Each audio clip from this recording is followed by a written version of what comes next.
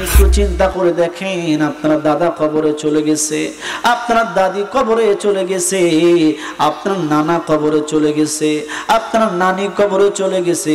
জীবনে কত মানুষের জানাজার নামাজ পড়লেন, জীবনে কত মানুষকে কবরের মধ্যে নামালেন, কত মানুষ চোখের দেখায় কবরের মধ্যে চলে গেছে। যারাই চলে গেছে জীবনে কোনো মানুষ আর ফিরে আসে নাই। আসছে? আরো জোরে বলেন, আসছে? জীবনে কোনদিন কোনো মানুষ ফিরে আসে নাই, আর আসবেও না, আসবেও না, আসবেও না, আসবেও না। এটাই হচ্ছে জীবন, এটাই হচ্ছে মরণ। বাজান, সে সাহাবায়ে কেরামের ইয়াকিন কি ছিল, বিশ্বাস কি ছিল দেখেন। সাহাবায়ে কেরাম নবীজিকে কেমন ভালোবেসেছেন। নবীজি মসজিদে নববীর মধ্যে নামাজ পড়াচ্ছেন, এমন সময় অনেক দিন দেখলেন নবীজির একজন সাহাবী ছিলেন একেবারে গ্রাম্য মানুষ। সেই গ্রাম্য একেবারে তার যে জামা কাপড় ছিল, জামা কাপড় ময়লা ছিল। প্রতিদিন একটা জামা পরে মসজিদে নববীর মধ্যে নামাজ পড়তেন। সেই সাহাবায়ে কেরাম দেখলেন এই মানুষ মসজিদে নববীর একেবারে শেষের কাতারে প্রতিদিন নামাজ পড়ে বাড়ির মধ্যে চলে যায়। একদিনও তাকে দেখলেন না, নামাজের শেষ পর্যন্ত তাকে দেখা যায়। সাহাবায়ে কেরাম বললেন, নবী গো, আপনার অমুক সাহাবী প্রতিদিন নামাজ শেষ হওয়ার সাথে সাথে চলে যায়। নবী গো বলেন না কেন এমন করে? কয় তার বাড়ির মধ্যে চলো। রাহমাতুল লিল আলামিন সাহাবায়ে কেরামকে নিয়ে তার বাড়ির মধ্যে গেলেন। বাড়ির মধ্যে যাইয়া দেখে তার স্ত্রীকে ডেকে বলে, তোমার স্বামী কোথায়? তোমার স্বামীর কাছে নিয়ে চলো, তোমার স্বামীকে দরকার। কয় ইয়া রাসূলুল্লাহ, নবী নবী নবী নবী নবী গো, আমার স্বামী একজন তরকারি কাঁচা মালের ব্যবসায়ী, তরকারি বিক্রি করে মদিনাতুল মুনাওয়ারার বাজারে। তখন নবী বললেন, তোমার স্বামী কোন বাজারে? কয় অমুক মদিনা শরীফের সে বাজারের অমুক জায়গার মধ্যে বসে।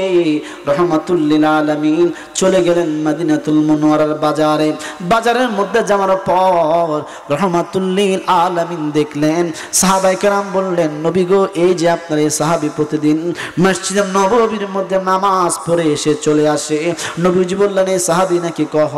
রাহমাতুল লিল আলামিন তাকে পিছ ধরে পিছন দিয়ে জড়াইয়া ধরে তার চোখের মধ্যে নবীজি হাত রাখলেন।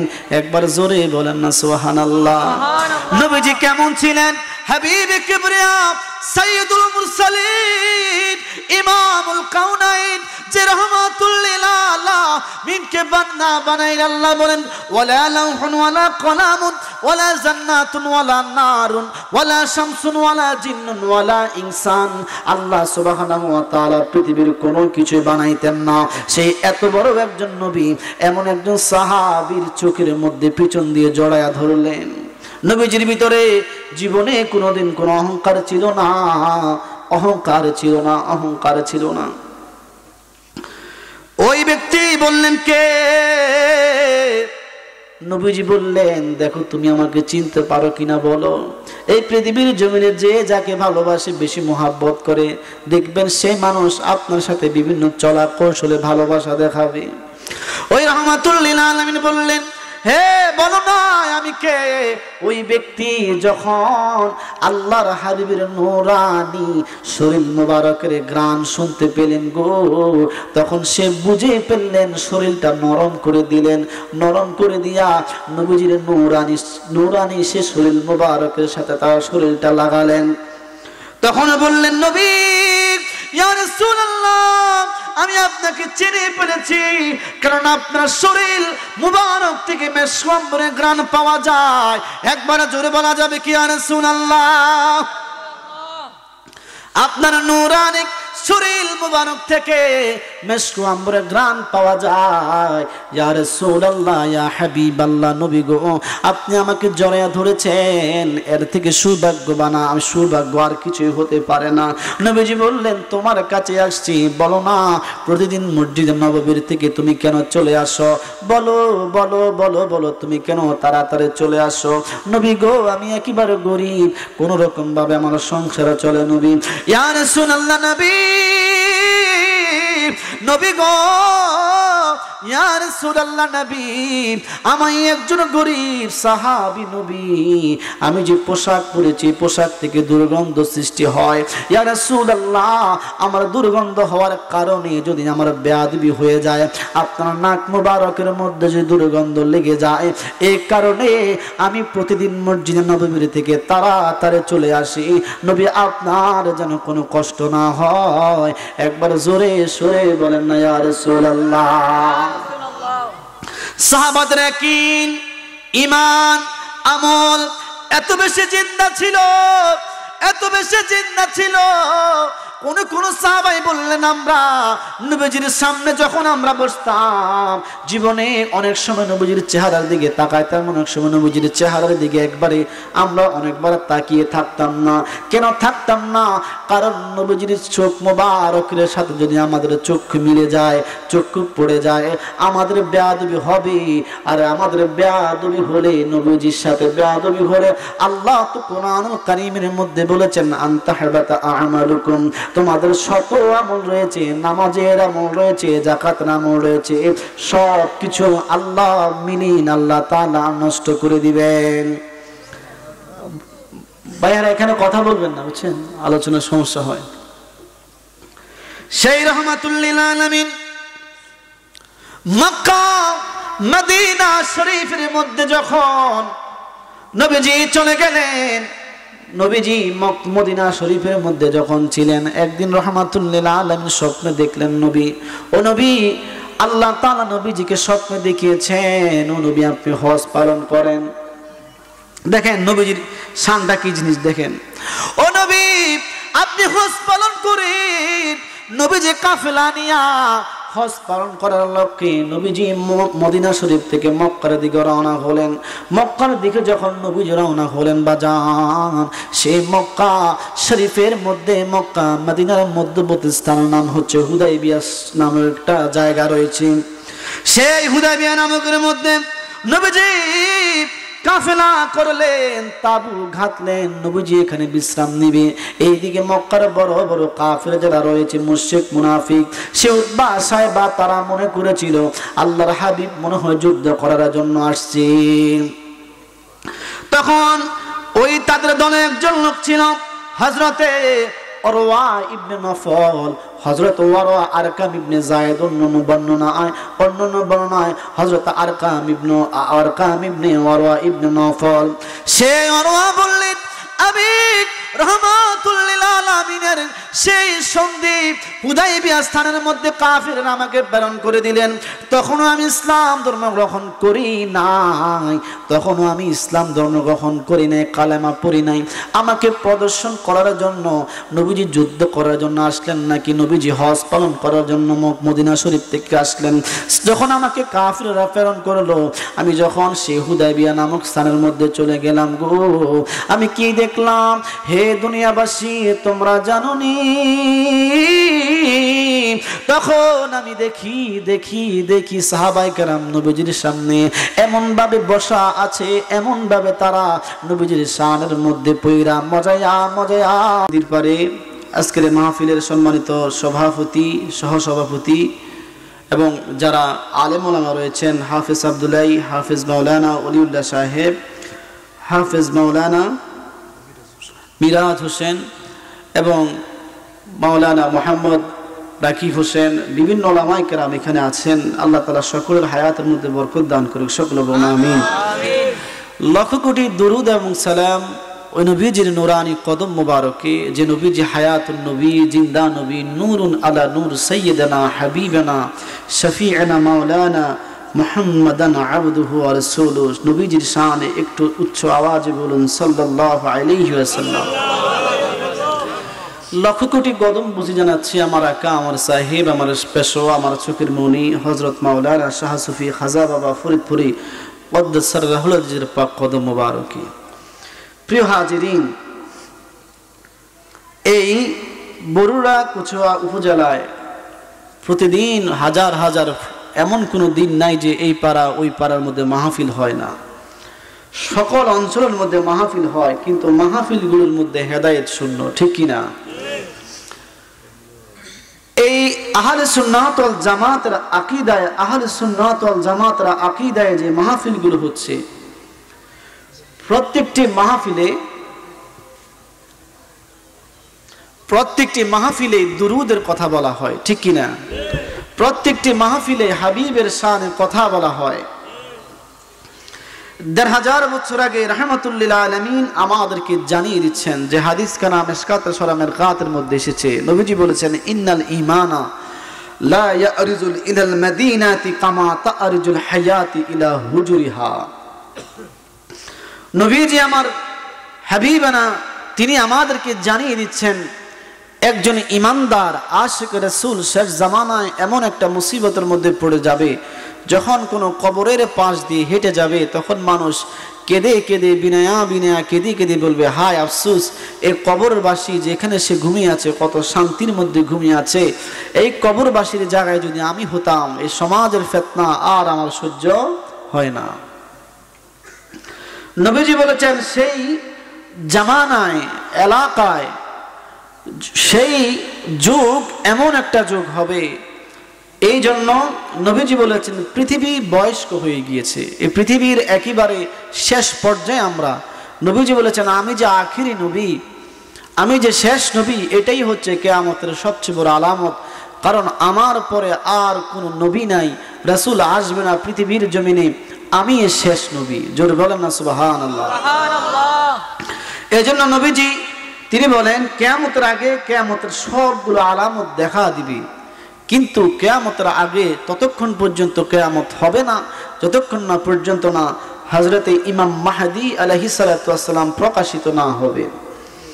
নবীজি বলেছেন পৃথিবীর সব জায়গায় ধ্বংস করে দিবে, সব কিছু শেষ করে দিবে দাজ্জাল, শুধু একটা জায়গার মধ্যে দাজ্জাল আসতে পারবে না, সেটা হচ্ছে ইন্নাল ঈমানা লা ইয়ারজুল ইলাল মাদিনাতি কামা তারজুল হায়াতি ইলা হুজুরিহা। নবীজি বলেছেন সব কিছু শেষ করলেও আমার মদিনাতুল মুনওয়ারায় জীবনে দাজ্জাল প্রবেশ করতে পারবে না, কারণ এই মদিনাতুল মুনওয়ারার চারপাশে হাজার হাজার ফেরেশতারা বেষ্টন দিয়ে আছেন। একবার জোরে বলেন না সুবহানাল্লাহ। সুবহানাল্লাহ। ১,৫০০ বছর আগে আল্লাহর হাবিব রাহমাতুল লিল আলামিন আমাদেরকে জানিয়ে দিলেন, হে আমার আশিক পাগলেরা, তোমরা শোনো শোনো শোনো, শেষ জামানায় এমন একটা সময় আসবে ঈমান বিক্রি হয়ে যাবে গো। ঈমান যখন বিক্রি হয়ে যাবে, মানুষ সকালে ঈমানদার হবে, বিকালে বেঈমান হয়ে যাবে রে। বিকালে মানুষ ঈমানদার হবে, আবার সকাল আসতে আসতে মানুষ আবার বেঈমান হয়ে যাবে। ওই এমন একটা পরিস্থিতির মধ্যে মানুষ চলে আসবে, এমন একটা চলে আসবে। ও আমার সাহাবায়ে কেরাম তোমরা শুনবানি, ওই সময় আমার আশিক রাসূলের আসল ঠিকানা কোথায় হবে? দাজ্জাল তামাম দুনিয়া শেষ করলেও আমার মদিনাতুল মুনওয়ারায় দাজ্জাল আসতে পারবে না, কারণ একজন ঈমানদার থাকুক সে বাংলাদেশে, একজন ঈমানদার থাকুক সে লন্ডনে, একজন ঈমানদার থাকুক সে পৃথিবীর উত্তরে দক্ষিণে পূর্ব পাশে, যে যেখানে থাকুক না কেন, একজন ঈমানদার আশিক রাসূলের আসল ঠিকানা আমার মদিনা। একবার জোরে বলেন না ইয়া রাসূলুল্লাহ। একজন ঈমানদার আশিক রাসূলের ঠিকানা মদিনা, মদিনা মদিনা মদিনা মদিনা। নবী উদাহরণ দিয়ে তিনি বললেন কামা তারিজুল হায়াতি ইলা হুজুরিহা, কেমনে মদিনা শুনবানি শুনবানি শুনবানি কেমনে মদিনা। কামা তারিজুল হায়াতি ইলা হুজুরিহা, একটা সাপ সারাদিন ঘোরাফেরা করে, সকালে সাপটা গর্ত থেকে বের হয়, সারাদিন ঘোরাফেরা করে সন্ধ্যার সময় যেমনি তার গর্তের মধ্যে ফিরে আসে। কেন সে তার গর্তের মধ্যে ফিরে আসে? কারণ সন্ধ্যায় বেলা রাত্রি হইয়া যায়, গর্তের মধ্যে ঢুকলে সে নিরাপত্তায় থাকবে, তাকে কেউ মারতে পারবে না, প্রহার করতে পারবে না। সে যেমনি গর্তের মধ্যে সাপ চলে আসে, তেমনি আমার আশিক রাসূলেরা যে যেখানে থাকুক না কেন, আমার আশিক রাসূলের আসল ঠিকানা হচ্ছে মদিনা। একবার জোরে বলেন না সুবহানাল্লাহ।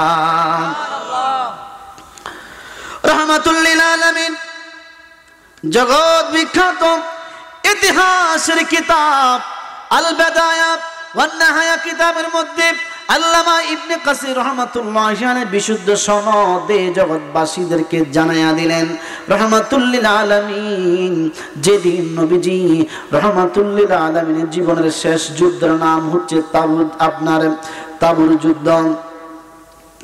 সেই তাবুকের যুদ্ধ রাহমাতুল লিল আলামিনের জীবনের শেষ যুদ্ধ ছিল। রাহমাতুল লিল আলামিন সাহাবায়ে কেরামকে ডাকলেন, আবু বকরকে ডাকলেন, ওমর ফারুককে ডাকলেন, আলীকে ডাকলেন। নবীজি ডেকে ডেকে ডেকে ডেকে বললেন, এরে আবু বকর, ও আবু বকর, তোমার কাছে জানতে চাই, আমি নবীজির শেষ যুদ্ধ তাবুকের যুদ্ধ, বলো বলো তোমাদের কাছে কি আছে, তোমরা কি তোমাদের কাছে সেই সম্পদগুলো আমাকে দাও, এই সম্পদগুলো নিয়ে আমি রাহমাতুল লিল আলামিন সাহাবায়ে কেরামকে নিয়ে আমি নবীজির তাবুকের যুদ্ধের মধ্যে যাব। রাহমাতুল লিল আলামিন বললেন, আবু বকরকে বললেন, এরে আবু বকর, বলো বলো তোমার কাছে কি আছে। আবু বকর বললেন, নবী গো, আমার স্বর্ণের দোকান ছিল, আমার অনেক টাকা ছিল, আমার অনেক পয়সা ছিল, নবী নবী নবী গো, সকল সম্পদ আপনি নবীজির প্রেমের মধ্যে বইরা আমি কুরবানি করে দিয়েছিলাম। একবার জোরে বলেন না সুবহানাল্লাহ। এই কথার প্রসঙ্গে আবু বকর রাহমাতুল লিল আলামিনের সামনে কেঁদে কেঁদে কেঁদে বললেন, নবী গো, আমি তিনটা কাজ করতে বড় বেশি ভালোবাসি। সাহাবায়ে কেরাম বললেন, আবু বকর, কোন তিনটা কাজ করতে তুমি সবচেয়ে বেশি ভালোবাসো আমাদেরকে জানিয়ে দাও না। আবু বকর এক নাম্বার বললেন, নবী গো, আমি আপনার নবীজির নূরানি চেহারা মুবারকের দিকে আমি বড় তাকাইতে সবচেয়ে বেশি মজা পাই। একবার জোরে জোরে বলেন না ইয়া রাসূলুল্লাহ। সাহাবায়ে কেরাম প্রশ্ন করলেন, আবু বকর রে, ও আবু বকর, নবীজির নূরানি চেহারা মুবারকের দিকে তাকাইতে তুমি কেন বেশি ভালোবাসো, পছন্দ করো, আমাদেরকে জানিয়ে দাও না। আবু বকর কেঁদে কেঁদে বিনায়া বিনায়া বিনায়া বিনায়া ঢুকরিয়ে ঢুকরিয়ে কেঁদে কেঁদে বললেন, এ সাহাবায়ে কেরাম, কেন নবীজির নূরানি চেহারা মুবারকের দিকে আমরা তাকাইতে বড় বেশি ভালোবাসি জানো নি? কারণ নবীজি হাদিসে মুবারকের মধ্যে বলেন, বাজানো দলিল মিশকাত শরীফের মধ্যে নবীজি 554 নাম্বার পৃষ্ঠার মধ্যে নবী হাদিসের মধ্যে বলেন, লা তামাসসুন নার মুসলিমা রাআনি ওয়া রাআমিন রাআনি। নবীজি বলেন, কোন মুসলমান যদি আমি নবীজির নূরানি চেহারা মুবারক একবার দেখে গো, তার জন্য জাহান্নামের আগুন হারাম। সেই নবীর দিদার পেতে আমরা চাই কি চাই না? আর জোরে বলেন, চাই কি চাই না? मैं कब्रे अंधेरी में घबराऊंगा जब तन्हा, इमदाद मेरी करने आ जाना रसूल अल्लाह।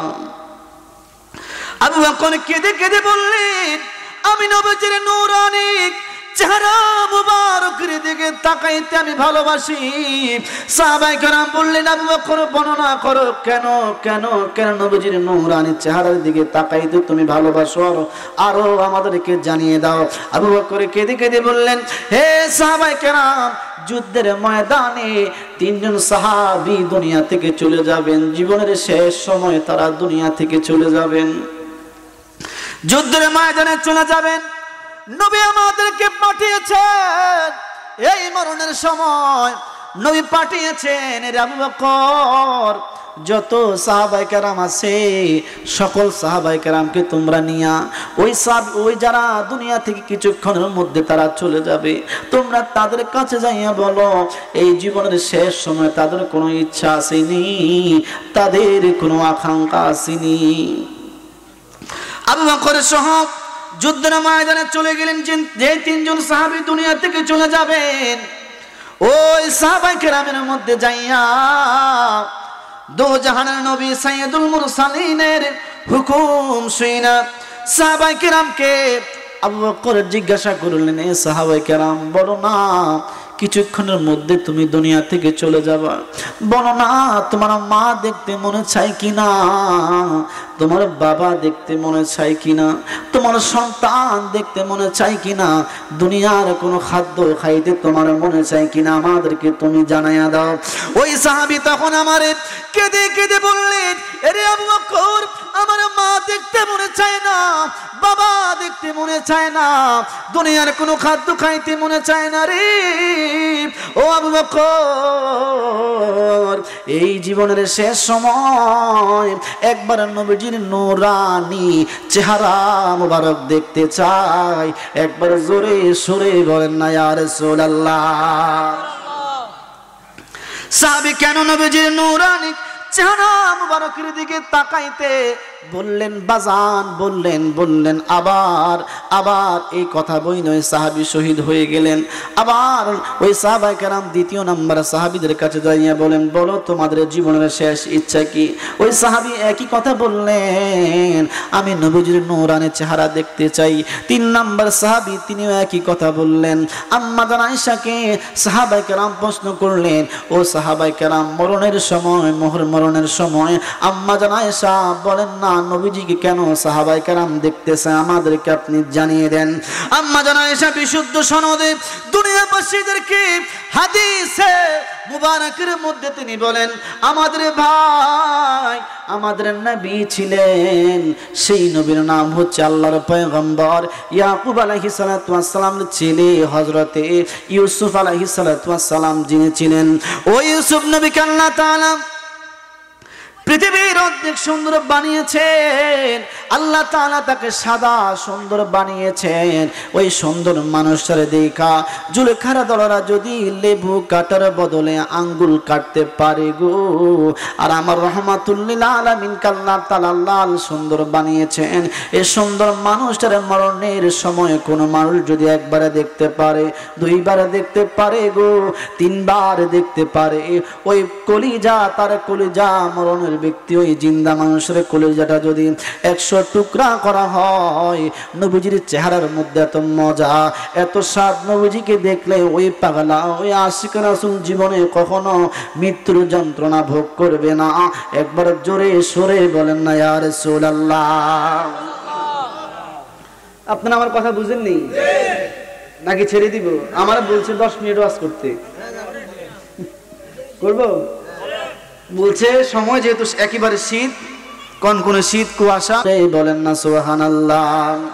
অথচ বাজার একজন ইমানদার আশিক রাসূল যারা আমরা মুমিন, আমাদের জান মাল সব কিছু একমাত্র কুরবানি হবে কার জন্য? আরো জোরে বলেন কার জন্য? আমাদের সকল কিছু কুরবানি যেহেতু আমাদের জান আল্লাহর কাছে, আমাদের মরণ আল্লাহর কাছে, আমাদের জীবন আল্লাহর কাছে, আমাদের সম্পদগুলো আল্লাহর জন্য, সেই সকল কিছু আল্লাহর জন্য। কিন্তু আবু বকর কেঁদে কেঁদে বললেন, নবী গো, আমার জান, আমার মাল, আমার সম্পদ আপনি নবীজির কদম মুবারকের মধ্যে আপনি কুরবানি করতে বড় বেশি ভালোবাসি। আমার নবী কয়, এই যে তাবুকের যুদ্ধের সামনে সাহাবায়ে কেরাম আবু বকর বলো তুমি কি এনেছো? আবু বকরকে বললেন নবী গো আজীবন আমি দিতে দিতে দিতে দিতে দিতে সব কিছু আমি নবীজি আপনি নবীজির প্রেমের মধ্যে পয়রা দিয়েছি। ও নবী আমার কাছে কিচ্ছু নাই, আমার ঘরের মধ্যে কিছু পুরান কাপড় আছে, আমার ঘরের মধ্যে কিছু পুরান আপনার হাড়ি পাতিল রয়েছে, আর কিছুই নাই।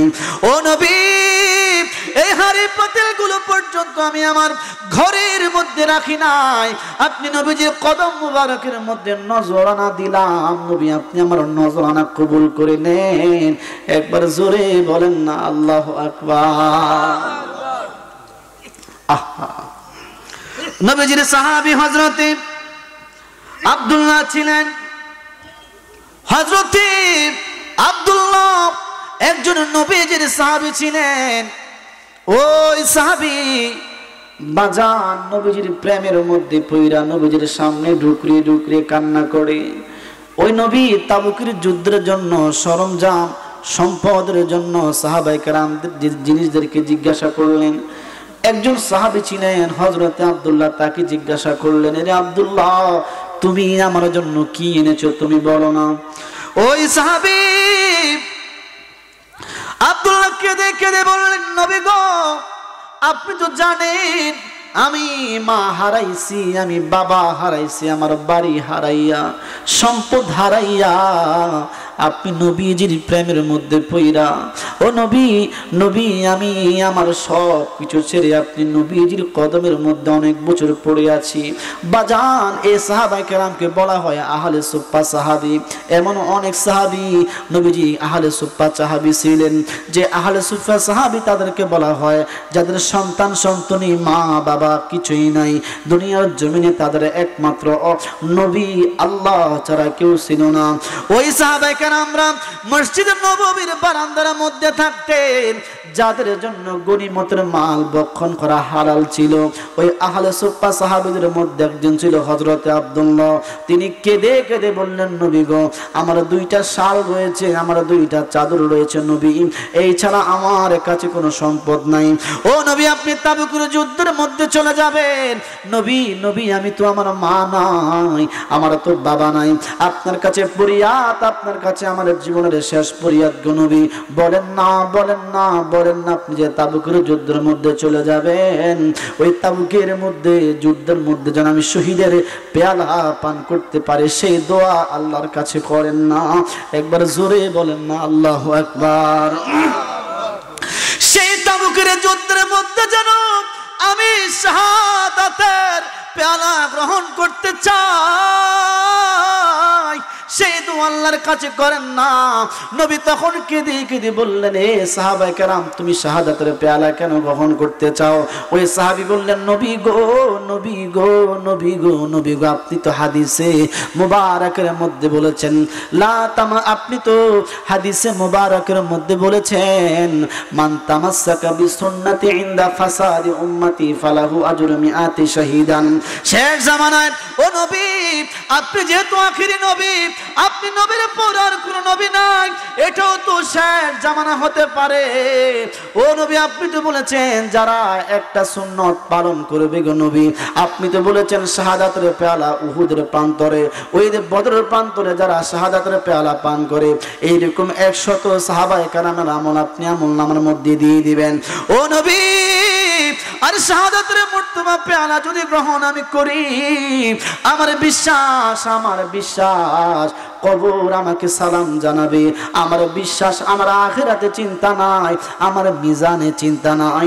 একবার জোরে সরে বলেন না সুবহানাল্লাহ।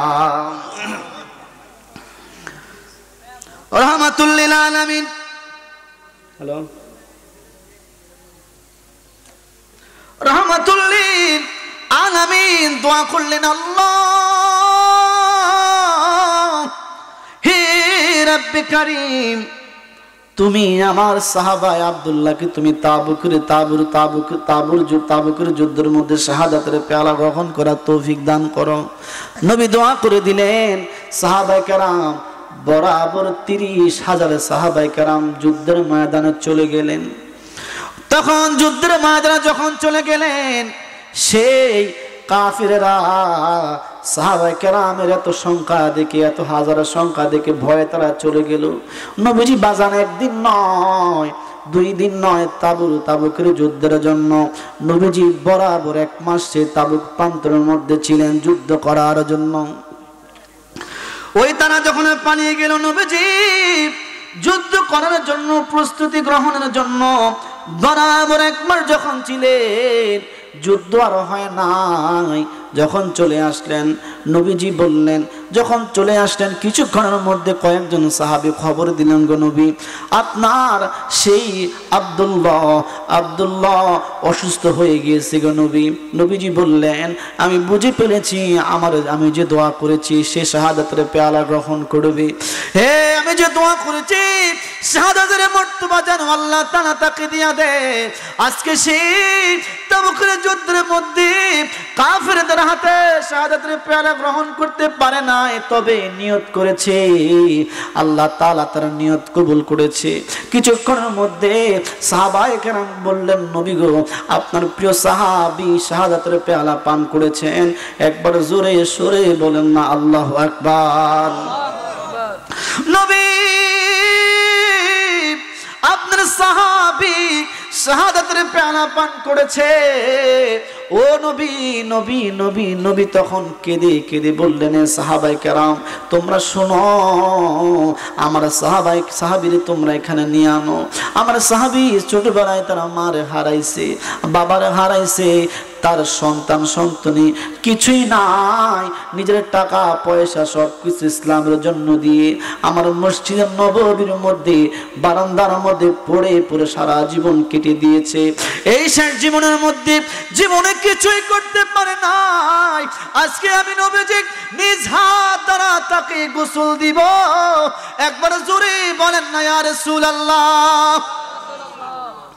আমি নবীজি নিজ হাত দ্বারা তাকে কাফনের কাফন পরাবো, তারে আমি নবীজি নিজ হাত দ্বারা মাটিতে রাখবো, কবরের মধ্যে রাখবো। নবীজি যখন কবরের মধ্যে হযরতে আব্দুল্লাহকে রাখলেন, নবীজি দোয়া করে দিলেন, বাজান সেই নবীর মোহাব্বত অন্তরের মধ্যে থাকলে বাজান আপনি যদি কবরে যান একটু গভীর চিন্তা করে দেখেন। এই যে নূহ নবীর আমলে, হযরতে ইব্রাহিম নবীর আমলে, হযরতে মুসা কালিমুল্লাহর আমলে অসংখ্য মানুষ মারা গিয়েছে। সেই আদম নবীর আমলে অসংখ্য মানুষ, তারা কেউ পৃথিবীর জমিনে নাই। একটু গভীরভাবে একটু চিন্তা করে দেখেন না, তারা যে কবরের মধ্যে কোটি কোটি বছর হয়ে গিয়েছে, লাখ লাখ বছর হয়ে গিয়েছে, তারা কবরের মধ্যে আজও পর্যন্ত কবরের মধ্যে ঘুমিয়ে আছে। আজ পর্যন্ত কবরের মধ্যে ঘুমিয়ে আছে। জানি না কিভাবে তারা কবরের মধ্যে ঘুমিয়ে আছে।